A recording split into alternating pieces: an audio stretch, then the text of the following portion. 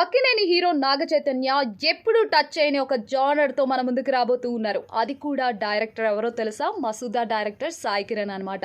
వీళ్ళిద్దరి కాంబోలో ఒక మూవీ రాబోతున్నట్లుగా ఒక టాక్ అయితే వస్తూ ఉంది. అది కూడా హారర్ బ్యాక్డ్రాప్లో అనమాట.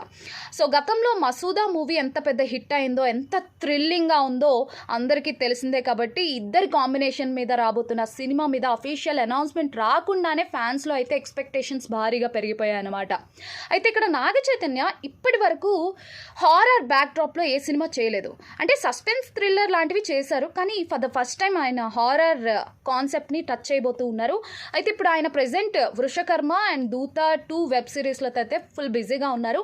ఆ 2 ప్రాజెక్ట్స్లో కూడా హారర్ థ్రిల్లర్ కాన్సెప్ట్స్ ఉండబోతున్నట్టుగా కూడా ఒక చిన్న సమాచారం అందుతుంది.